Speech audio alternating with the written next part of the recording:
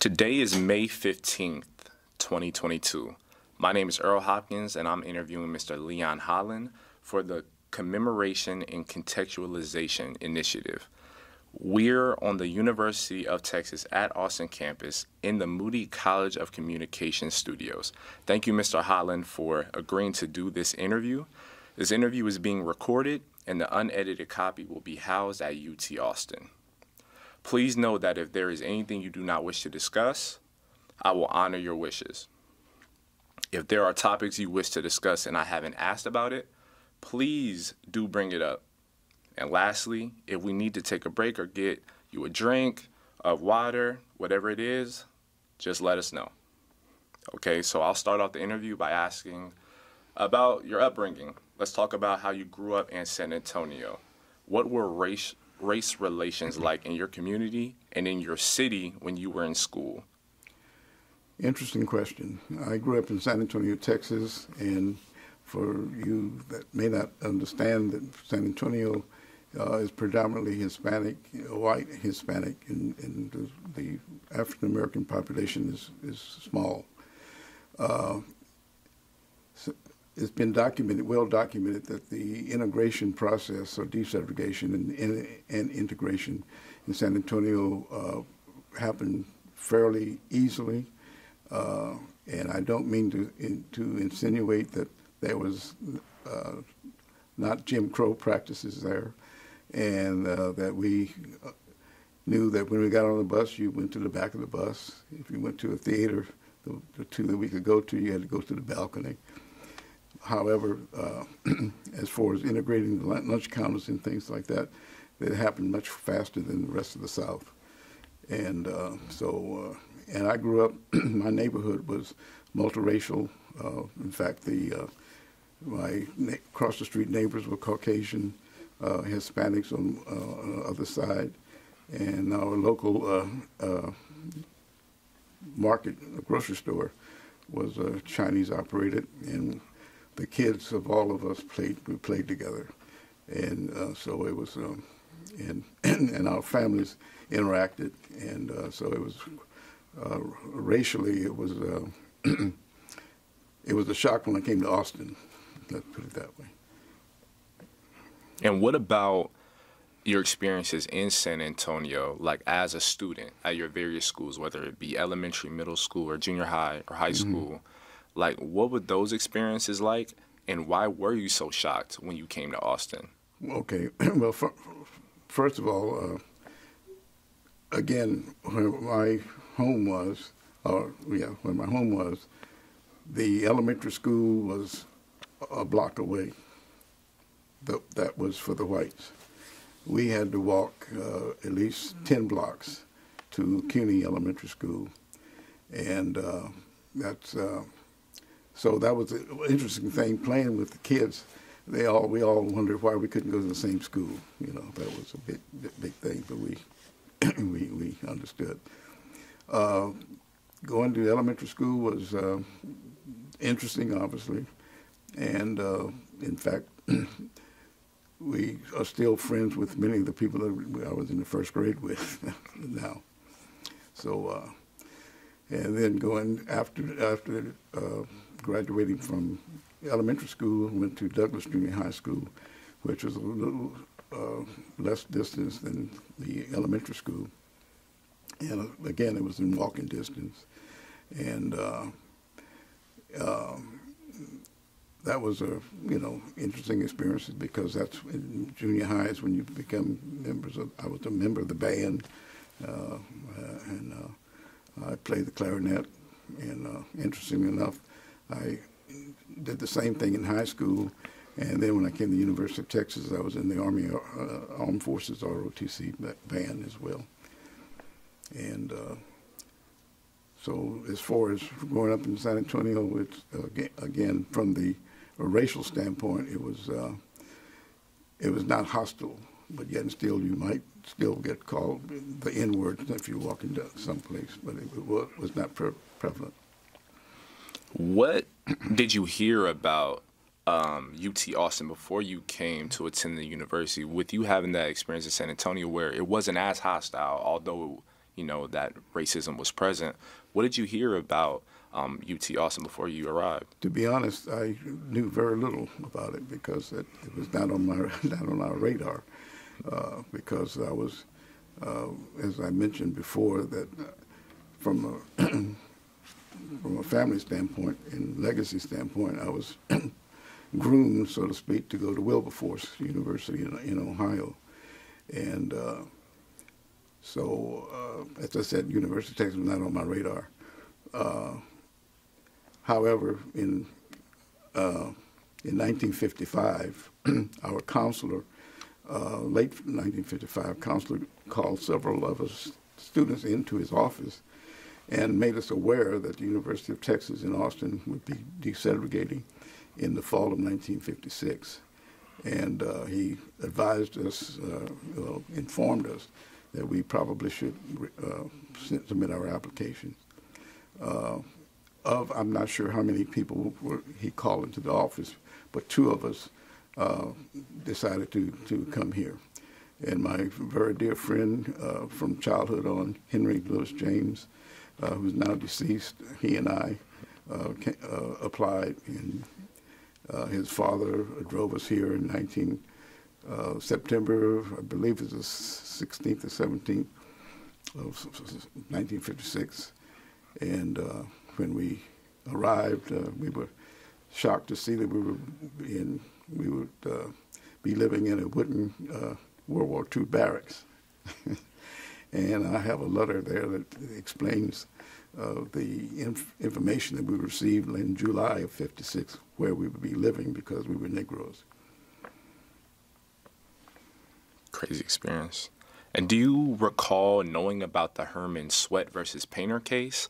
And also, did your community participate in that case at all? No, I did not. I was not aware until until I arrived. And to be honest, many of the back stories of integration of the University of Texas, although we experienced some of the effects, we were not, at least I was not aware of some of the politics and the attitudes until I read two books primarily. The first book was written by Elmitris Duran. We call her Elmitris Moore. She was the house mother of the Elmitris Co-op, and I'll talk more about that later. But then the second book, which was most informative from a political standpoint and background standpoint, was Integrating the 40 Acres by Dr. Dewana Goldstone. And those two books provided a lot of background information as to what was going on behind the scenes, and because when we were here as students, we were just trying to survive. Were there other civil rights cases in the news when you were growing up that really caught your attention at that time? Not in the 50s. Okay. The biggest event that affected us all happened in 1955 with the murder of Emmett Till. And that was one of the most horrific things that we had heard about or seen, and we knew it was obviously race related. And however, again, when I came to Austin, I was naive to those type of issues. So that's why coming to the University of Texas was shocking from that standpoint. And one of the reasons why is the first week I was here, the University of Texas played the University of Southern California. And the University of Southern California had an outstanding running back by the name of C.R. Roberts. He was black. And there's a long story about the team coming to Austin. They're trying to get accommodations and other things like that. But during the game, when he was playing, he managed to outscore University of Texas, and he was just outstanding running back. And every time that he would get the ball, the N-word was shouted by the fans. And so we were sitting in the student section, hearing the N-word bandied about like that, kill that N. That was alarming. So that was my first week on campus. So. And when you experienced that, you were aware of Emmett Till, you saw and witnessed that experience within your first week at UT. When you discuss these things with your family, your close friends, what did they say and how did they feel about those type of situations? Well, I did not discuss too much of that with my family, but we certainly in the dorms we discussed it. And interestingly, in the same, I think a month or so later, there was a cross burning in front of one of the dorms, and I have a newspaper article that relates to that event, and I think it was labeled that there was a prank. So we had that. We had, of course, in many classes. Now, I don't want to paint the picture that everybody in the University of Texas had issues, because that's not true.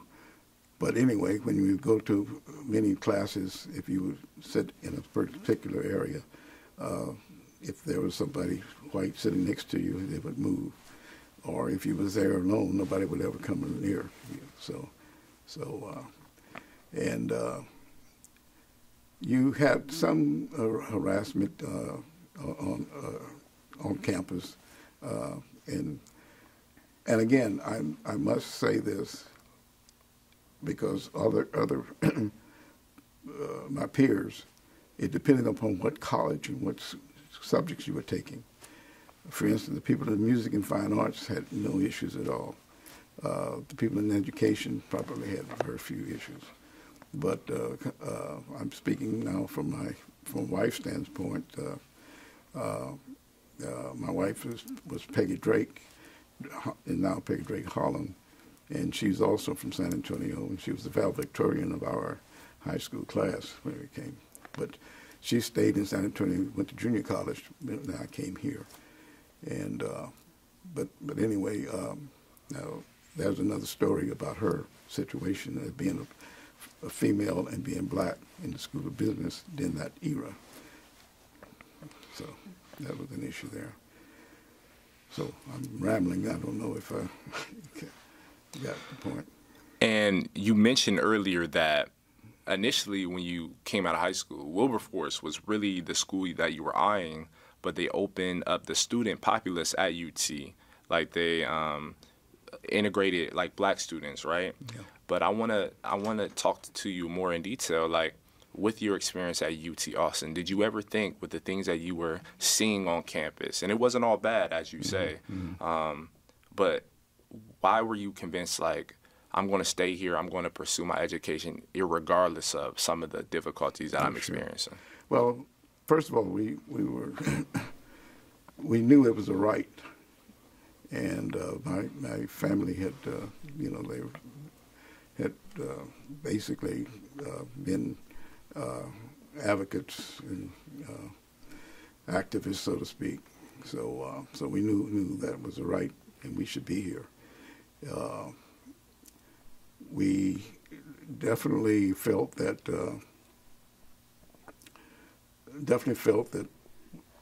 we were here. We knew it would be tough sometimes, but then you found out that people were just like everybody else. And now the disadvantage that we had in the first wave is we did not have a network of people. Our key mentors were in the dorm, and they were transfer students, and I will name that some of them now because they were extremely helpful for us. One is by the name of Marion Ford, and if anyone wants to look for the information about him, it's worthwhile looking up because he transferred in from the University of Illinois. He wanted to play football, and that didn't happen. And then we had Andrew Jefferson, who was in law school, and Reuben Sherman and Walter Jones were both in architect students. They had transferred from Tuskegee, And there were several others on campus that were older and they would, give us hints and things of that nature. What we were missing was having information of our peers, going to classes, what professors to take, which ones to avoid, and those type of things. So that did not happen until maybe because to a couple of years later into the system. But our first wave, we were just, on our own, so to speak. And many students now probably can't realize that the safety nets and the resources that are now available to the students were unheard of at the time. Now, there were some. I won't say there were none, but nothing like it is now. And I think that's why many people feel that you didn't feel like you belonged, you didn't feel welcomed, and but personally, I felt that I should be here, and I was going to struggle and make it and persevere. And that's what I always say. This is one of the positive things that came out of coming here at that time, was because you learn how to navigate. So. Absolutely. And with you navigating through campus, like, how did you do so? Like, what was your first impression when you actually arrived on UT's campus? Well, as I said, I was shocked where the living conditions. And we lived in this wooden barracks, and of course, that was because as driving on campus, you see the brick and mortar type buildings that were dormitories, and then you end up driving and here's this wooden barrack there. And there was several of them, not the only one. And so that was shock number one. Shock number two was the football game incident, and then going to classes, and some of the professors were not that welcoming, whereas some of the others were more than helpful and helped. So it was a mixed bag there. What do you think your professors' expectations of you were, and what made you think those were their expectations in the first place? Well, I guess if you are ignored, I guess they didn't have much of an expectation for you. So, and then on the other hand, you had professors that said if you need help, the TA or someone would, they would point that out to you as well. But I think as some of my peers have stated before, that when you enter a new environment, you could feel somewhat intimidated. But once you start hearing some of the things that came out of their mouths, you said not so. So you become less intimidated and move forward. Was there a professor in particular that you may recall that gave you that sense of comfort, despite some of the other experiences that you had during that time? Was there one professor or faculty members that... Well, there were several, but one sticks in my mind. I can't remember that. I mean, I'm 83 years old, so that's been a long time ago. But one professor in the college education that had the same last name. His name was Holland. So he was very, very supportive, and there were several others that were, and there's one I was letting that name who was most intimidating. One of my first classes I went to, because obviously I was the only black in the class, and he would challenge me, which was fine. But so I can take it both ways. And what were those interactions like whether it was in that person's class or others? Like, what were kind of your experiences when you would be the only person of color in those classes or only black person in those classes? What were often the interactions that you would have with students, faculty? Very, very little interaction with anyone. I mean, you went to class. Some of the students, you might speak, but nothing, no socialization. And not now. When I took ROTC, okay, that was a different story because your teamwork was promoted, obviously, and the people in my classes were very supportive and helpful, and so that was a different environment in the ROTC area. And I attribute that to the fact that the faculty members, the sergeants, and the instructors, officers, had been in the military and they'd served with blacks before, so they were not shocked. And can you tell me? Oh, I'm sorry. Go ahead. No, I was just going to say it's I guess shocking, not the word, but. If you haven't been around a certain person, different people, I can understand there's some apprehension, but and that's why it's so important for people to get to meet and talk to people of different backgrounds, different cultures. I mean, even within your own race, when you come to like in a dorm, you have been used to doing things a certain way, and then you find your neighbors doing things differently. And that's the part of the education process in growing, maturing. Exactly. And can you tell me about your community of friends, both within the ROTC program or just within your? Well, primarily, we had it was camaraderie at the ROTC, but the true friendship was, of course, from the dorm and within our community. And I might mention at this time that. I'm speaking primarily from 1956 September through January '61, during that time frame, and during the first year we had first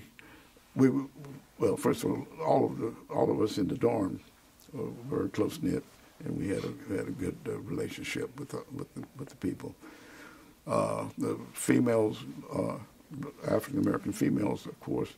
Only 4 were on campus at that time, and in fact they claimed that the house was not on campus, but it was called Whitey's Dormitory, which was a dilapidated building. But we since learned there were 4 African American female.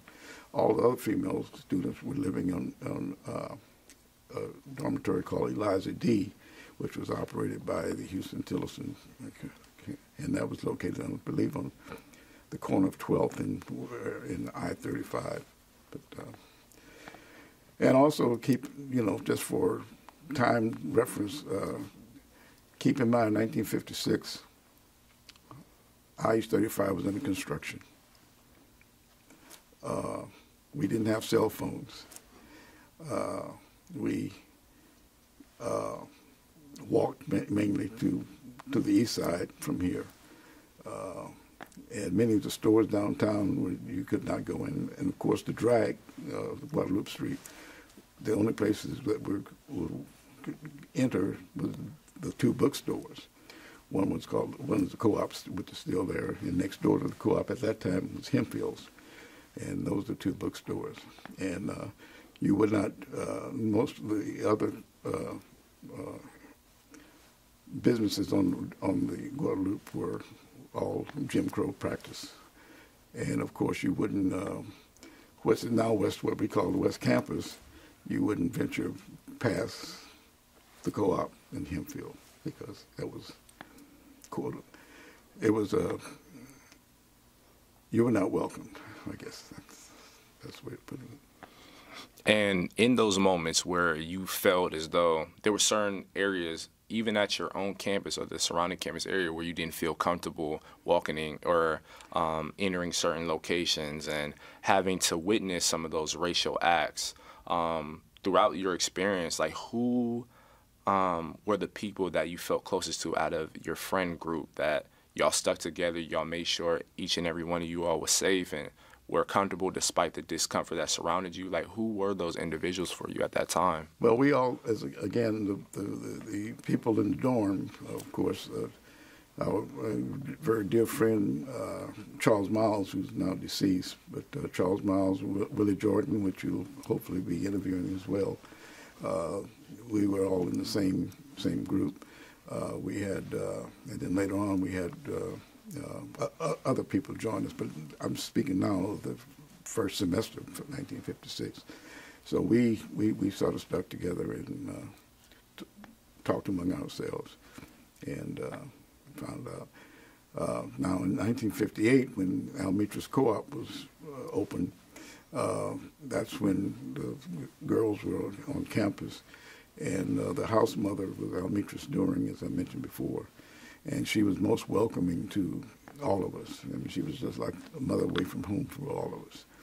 So she kept us going. I'm sure you've heard that before. So, and there's going to be, her nephew's doing a documentary about her that will be released sometime this summer sometime. But she was an institution on this campus for us early on. And then following her was Miss Burke, and but those type of individuals were really critical for the African American student at that time, because you had somebody to go to, and they understood your situation, and they were most encouraging and supportive. And you mentioned earlier that obviously during this time, this predated cell phones, pre-internet, things of that nature that my generation, finds entertaining, right? Mm-hmm. What did you all do for entertainment during that time? Well, the student union was open to us, and a lot of people went there and played dominoes and cards and did our social events there at the student union, and that was a welcoming thing. They had a bowling alley. We bowled a lot, and my wife was a avid bowler. She came in '58, by the way, but after that, during that time frame, she always liked to say that which is true, she beat the boys. So so if the boys, we would all say if you beat us, we'll pay for your game. So that was the big thing. But anyway, we spent a lot of time in the bowling alley and at the Texas Union. And we would go to go to the east side. We would go to visit Houston-Tillerson campus. Early on, that became an issue in the years. Some of the years, like 58, 59. Later, that was not as welcoming at the time. But and I'm sure when Mr. Jordan speaks, he'll talk about that. He's a very good storyteller. And what was your experience like with black people outside of just UT's campus? Oh, super. I mean, the community was just super. You know, it was just. I think in this, I can't speak personally for it, but I think at the issues at HT were more related to issues, because they would say you're the uppity from coming from UT over here to our campus. So that was just one of those things. But as far as the community citizens, they were very helpful and supportive. And some of my peers would state that. In fact, as one person would say, that as she was getting on the bus, and another African-American woman said, "Where are you going? You're going the wrong way. Coming to this university." And she said, "They don't want you over there. You shouldn't be going to the University of Texas." So that's just an anecdote. But I think overall the citizens were very welcoming. In fact, I mentioned earlier about the church that I went to, University Baptist Church, with the minister, Dr. Blake Smith. He had basically integrated his church back in the late 40s with a lot of uproar. And that's another story as well. but his church was very welcoming to us, and one of our peers was singing in the choir by the name of Charles Washington, and he was a music major, outstanding music major from Hearne, Texas. There were three during that generation from Hearne, Texas, and one is being interviewed today, Larry Jackson, and our good friend Charles Miles, which unfortunately he's passed on, but and then we had Charles Washington.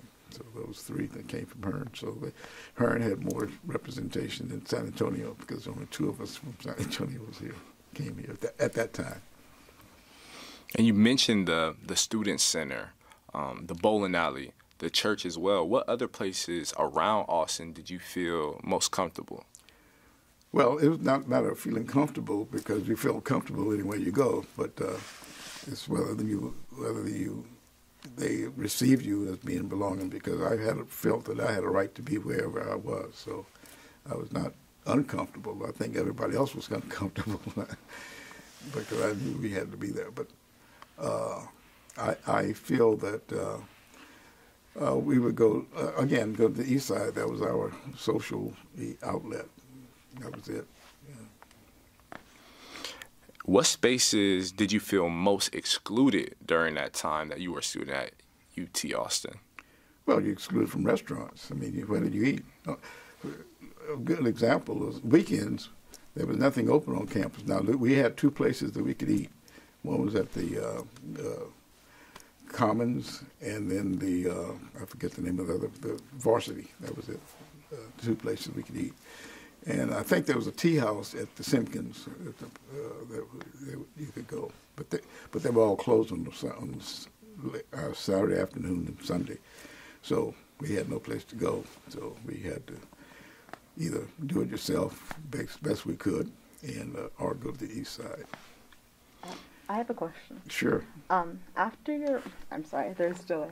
After your first experience at the football game, did you end up going to other football games afterwards, or did you still feel like you were excluded from the stadium? No, we went. I went. I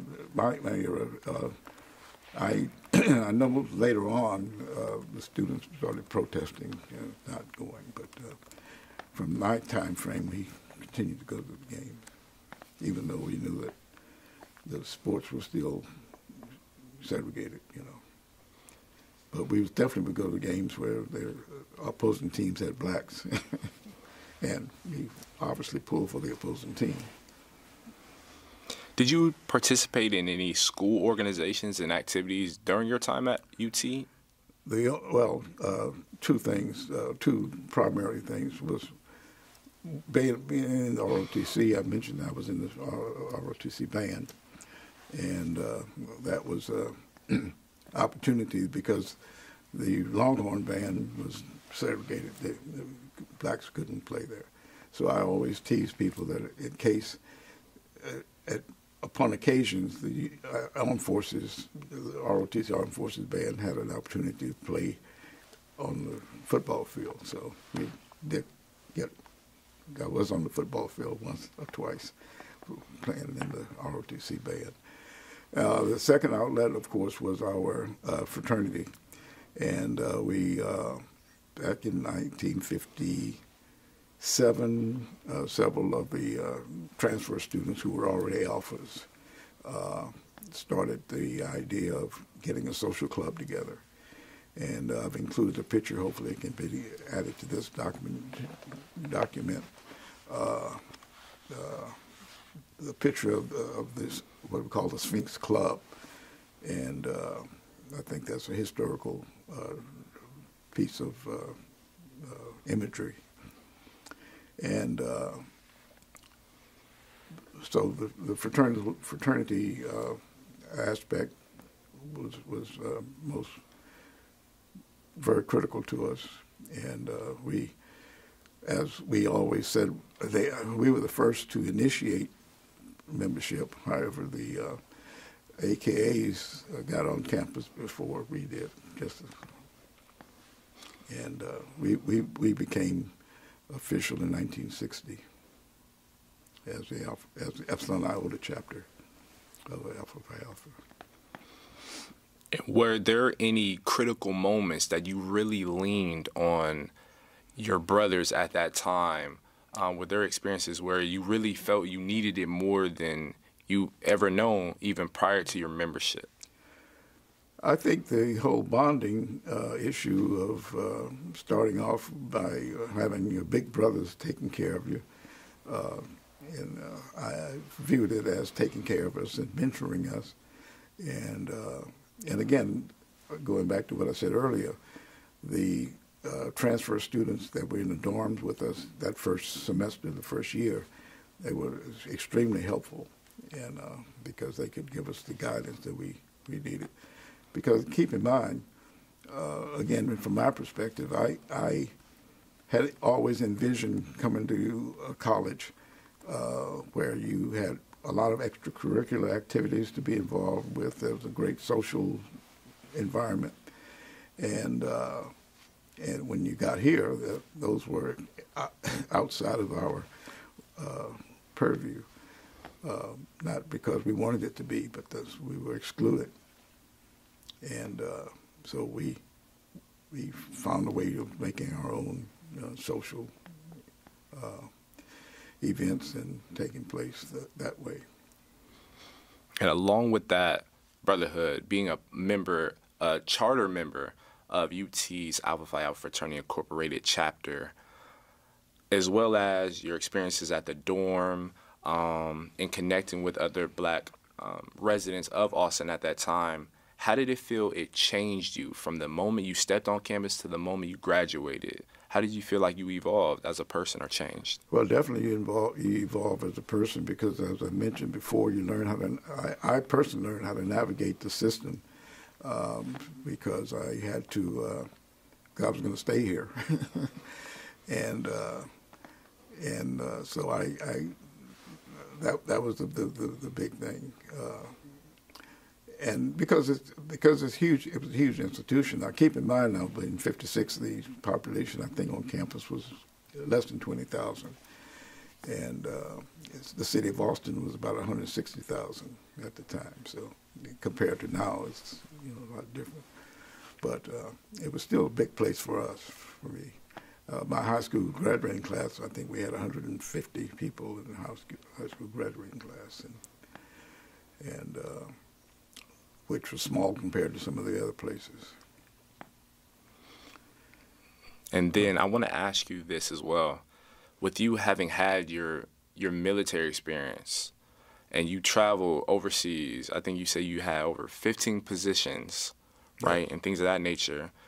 When you look back at your times overseas and you move into different communities, different cities, different states, do you feel as though the moments that you had to navigate through UT it benefited you in that sense with those endeavors? Without a question, because having the experience with different groups, different people, definitely made my transition to the military much easier and being in charge of people. And because that was, it was not shocking to me. And I always approached, being in a leadership position, I was there to assist them because they were the experts. And I wanted to inform them what I can do to make their job better. And based on that attitude, I had all of my commands and all of my duties. I had great loyalty from the people that worked with me. So the basic question is, yes, the environment at UT was very beneficial from that standpoint. So as one say, coming to UT, you had bittersweet experiences. And so sometimes you learn from the adversities that you encounter. How do you feel UT has changed from the time you were a student to now? There we go. Thank you. Again, I remind you, I'm 83. Dramatically, because as I was about to say, when I left here, somebody asked what was the best thing about UT. I said, you leaving. And that was, and I meant that because of the, you just wanted to get away from this place. You didn't want to have anything to do with it. And a little anecdote, after I'd gotten married and we were going to our first assignment, I had a car, and I had a UT Texas Exodus decal. And surprisingly, when you would drive through different areas, you would get the hook 'em horn sign. And of course, they didn't know I was black or anything like that, but it was just the connection of being a UT person. And so you had but again, I did not have a true affinity to the school until much later. I guess beginning in 1971, when the school began to, in my opinion, an outreach to encourage more diversity and to work with those issues. And I think there was a project called Project Info, and that was beginning in 1971. And then the Black, it wasn't called the Black Alumni Association at the time, but the Black Legion, Charles Miles was one of the first leaders of that group. And in 71, I happened to be stationed. I was not stationed, but I was in San Antonio attending graduate school there. So I was able to come here for some of those meetings during that time frame. And I left some documents to highlight that period of time. So coming back to Austin, I guess in the 80s, I was assigned to Fort Hood, Texas, so I would come back occasionally to the campus. And then reading some of the articles about some of the presidents at that time that were making some efforts to make some changes. And I always mention,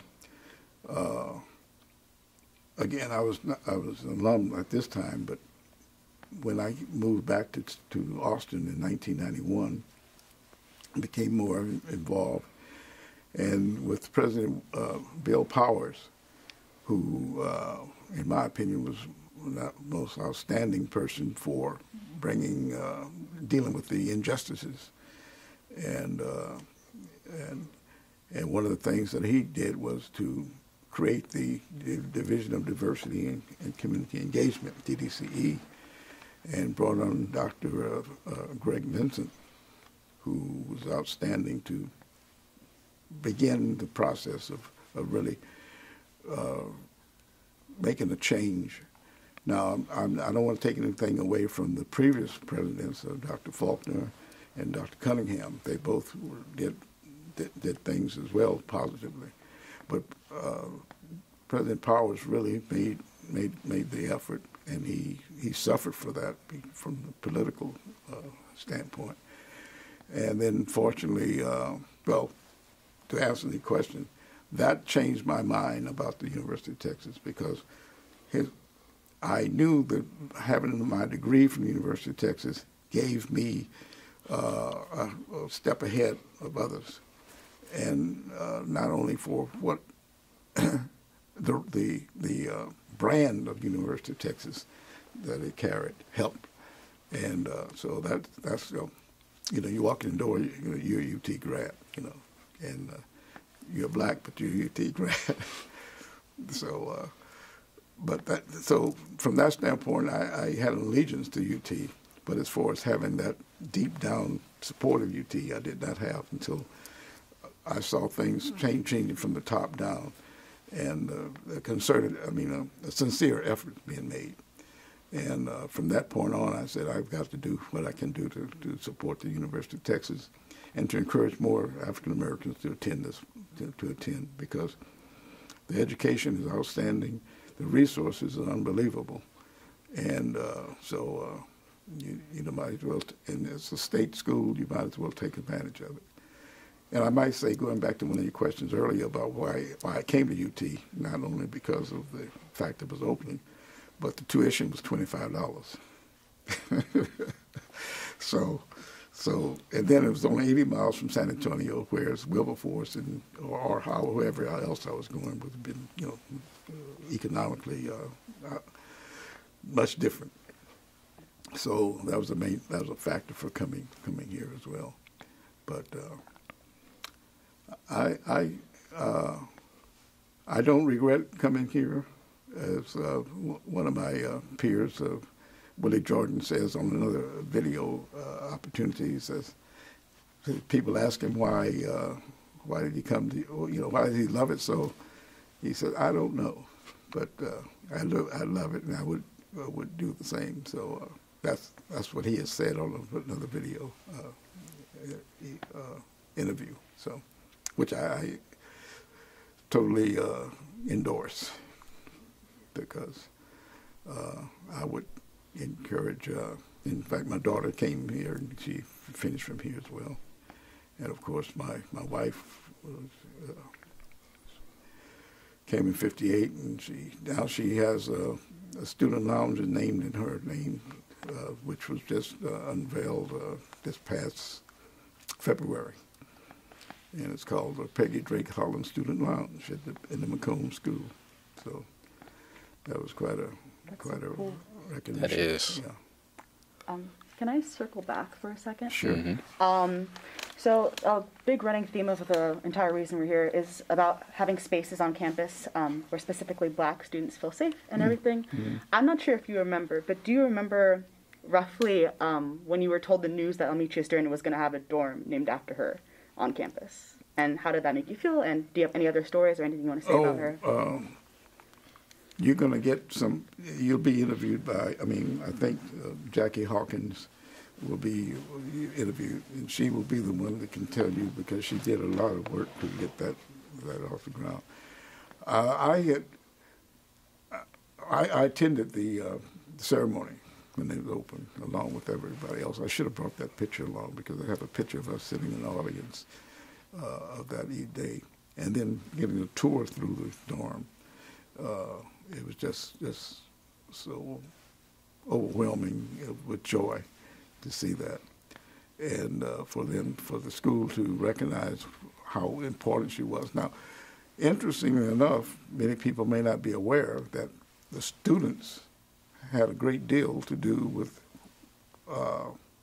her position after she left the dorm, because when the dorm closed, because of the, interestingly enough, this building we're in right now is where the co-op was, corner of Whitey's and Dean Keaton. But it wasn't on the corner, but it was right near.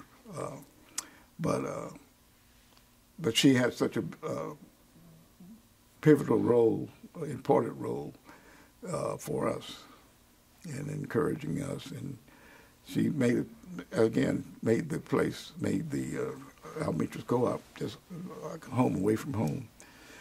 As I mentioned to people, she treated the men just as well, and we would go there on Sundays and watch television in the living room, and we would primarily go to watch the Ed Sullivan Show in the evening, on Sunday evenings. But it was very, very heartwarming to know that the dorm had been named for her. So. And I want to ask you another question as well.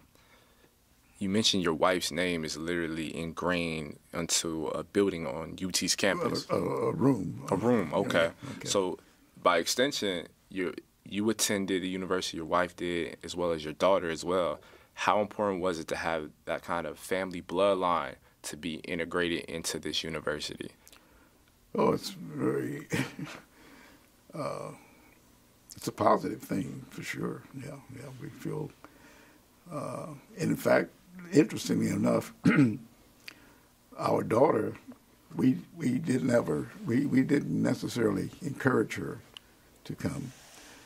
However, as I said, when we were living in Fort Hood, we become this way quite often. From Fort Hood is nearby Austin. So, surprisingly enough, it had an impact on my daughter at that time, just being on campus and things. And and we were living in Maryland. And she said she wanted to come to the University of Texas. So fortunately, she got in, and we drove her down here, and she lived in Andrews Dormitory, and we went back to Maryland with having our child number one being away from us. But we had our son with us. But it means a lot. And fortunately, our grandson will be attending University of Texas as well. And I always like to say, speaking of legacies, my daughter's ex-husband, who was the father of the grandson, his parents were UT graduates. And so as we told our grandson, he had a legacy to make sure he was being accepted. He needed to make sure he was enrolled. So, but he felt that he grew up on campus here, so it's not when you're home you don't want to you want to go someplace else. But we've told him that once you're on campus, you're in your new environment. You're away from home, even though it may not be less than 20 miles away, but it's still different. So we're excited that will be coming here this fall. So what's his major? He's going to study Mandarin. He's been taking Mandarin since he was in elementary school. But he primarily wants to become a pilot, so he's going to be in ROTC for Air Force ROTC. But that's so awesome. Yeah, so that's his goal right now. But he's a smart boy, so I'm sure he'll be successful in whatever he does. Absolutely. Did you have any other questions as well? You mentioned you were in band. What instrument did you play? Oh, I played the clarinet. Clarinet. Yeah. I played alto saxophone. Oh, okay. So, what role did music play in your life? This has nothing to do with it. I'm just curious. That's a great question, though. Especially during that time, like how did music fit into your life? Well, it was very important. I was never I wasn't that great at it, but I played since junior high school, and so just being part of a band is very rewarding in itself. I think being in the band gives you the sense of being like a sports team, and everybody has a part to play and to make the whole, So it was important, and of course I like music. I can't play anymore, but I forgot my fingering. But I should have kept it up. But when life happens, you just some other things become more important. So, and being in the military for sure was my job came first. So that's it. So I felt that. Again, I think the University of Texas has done, in the past few years, many, many great things. However, as we all know, there's many, many miles to cover, to go. And I think the most recent strategic plan and the diversity, equity, and inclusion plan that just recently published and headed up by Dr. LaTonya Smith. It will be great. Just hopefully we can get the buy-in and support from the rest of the community to make it happen. But I think it's a great effort, and kudos to to President Hartzell for making that happen. So again, to reiterate why I quote unquote bleed orange is because of the leadership that we've had in the past few years, and I'm just so happy that from the continuation of leaders have been of the same mindset. And so we'll just keep a close eye and keep it going positively. And I think an academic institution is most helpful as long as you remain objective and follow believe in truth and not fake news. And one of the mottos that I've always lived with is the motto on the tower: "Ye shall know the truth shall make you free." And that is so true. That's so true. And not only knowing the truth, but also, as I mentioned earlier, by interacting with different people. We overseas, we would mingle with the locals from Korea. My first assignment in Korea was accompanied, so my wife and I was in Korea, and that was a 2-year tour. My daughter was born in Korea, and but I was an advisor, so I got to mingle and interact with the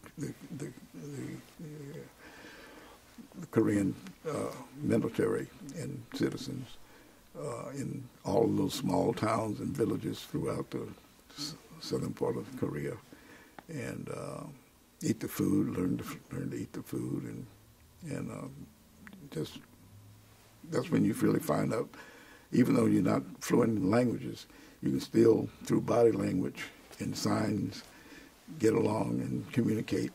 And then you find out people have the same feelings, same needs, same desires as you. And we did the same thing in France. We had an opportunity to, when I first arrived, to live with a French family in their home, this little chateau. And we were upstairs, and the landlord he worked for the government. He spoke English, but his wife did not. Only French. So my wife and she got along. My wife started taking French, so they would sit out front and sew and chat and so forth. And they would have us up to their place for French meals, cuisine, very, very nice. Yeah. And we were in a small little village, and the people were very friendly, and they were very receptive. So we really enjoyed our tour in France. And the same thing we did in Germany. And then I had an unaccompanied tour back to Korea in 74, 75. Oh, 75, 76. And that was one of my first command assignments I had there. So military was, fortunately I had great assignments. All of my leaders were supportive and great, and so I was headed to see 30 years pass. Absolutely. But that was a different era now than it's not. I retired in 1991, so it's a lot different now. So. Yeah. All right. Any other questions? I'm good. I think we're good. Thank you, Mr. Holland. This has been incredible. So thank you. Some great answers too. Very good. I had a lot more to say, but I don't. No, we'll. We can keep going. Yeah, we can. No, that's if I had my notes, I could do it. But hopefully I covered most of the things that I wanted to say. Yeah. And there are other videos out there on YouTube where I've talked before, and people can get get additional information. I should say. Awesome. And I would encourage everybody to doing research to make sure you get a copy of the 2 books I mentioned, plus the most recent one, As We Saw It book, which I think hopefully you all have seen that. Have you read that book? Yeah. It was just done recently. And I have some quotes in both of those. I mean, the two latter books, not in Almitra's book, but so there's more information on that I've shared. Mm-hmm. Awesome. Do you want to close us off and then I can stop, or I can just stop now? No, well, first let me just say I thank you for this opportunity. I think it's a great project, and kudos to Dr. Ted Gordon for making this happen. I'm anxious for you to interview with the Precursors president, Clotilde Hines. I actually talked to her yesterday. Oh, you did? Mm-hmm. Good. She was amazing. She's super, and I need to mention for the record about the Precursors. First, how we started, it was a group of men primarily that would come back for the Texas Relays every year. And this was beginning in the late 70s, early 80s. But anytime that I was not overseas, I would attend these meetings. And at one of the events, we were sitting, all of us black alum, sitting in, I'm not sure if it's the Union or someplace, but a lady from the Texas Exes, Carol Barrett, came over to our table and says, you're here every year, are you organized, do you have a group, do you have a name? And Willie Jordan, who you also will be interviewed, he coined the name, We're the Dudes. And so we were known as the Dudes for a long time, and then we said, well, we need to become more professional and include women, obviously. And Lonnie Fogel was who I think you will interview as well. Hopefully you will. He was the person who really got us going in terms of an organization. And we became 501c3 in 2012, I believe it was, something like that. And the name Precursors, I need to put this on record. The name was coined by an alpha brother, Carl Huntley, who's now passed away, but he was the one who coined that name. Fred Alexander, who's being interviewed today, is responsible for the logo that we have. And I just think it's important that that be documented, that how the name came about, particularly with Carl Huntley, since he's now deceased. And I think I left a cover of one of the annual reports that our annual report cover designs is also always done by Fred Alexander. And there are several founding members of the Precursors, and our main goal is to support University of Texas in the recruitment and retention of African American students. And we work very closely with the other two Black alumni organizations, the Black Alumni Network, which I'm on the board of, as well as the Precursors, and then BESS is the third one, but we all work together. So that's, I guess that's the only other highlight that I would like to. I didn't want to end without mentioning the Precursors, because that's what we are here for. And if no one else talks about it, there's the video of the 60th anniversary of the Black alumni.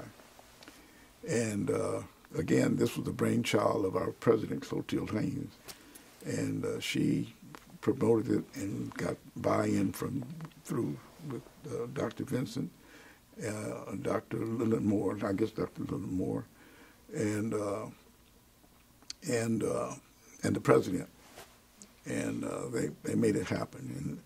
And we were concerned about having attendance, and we had it in the LBJ auditorium, and it was standing room only. And that videotape is out there in the cyber world someplace, but it's if anyone doing research, I would strongly support, encourage them to see that video as well, because it's very historic. And from that time, I mean, from that engagement, although Dr. Ted Gordon has been considering it, but we felt that the university should take steps to document the history of the blacks on campus and minorities on campus. And so hopefully the We Small project will bring that out for sure whenever that is complete. So I think that's about it for me. But again, I want to thank all of you, both of you, for your role, and the project I think is outstanding. So I'm honored to do this, although it's painful. And we appreciate you for taking the time and doing this. Like, this was incredible. So thank you. Thank you. Yes. Is that a wrap?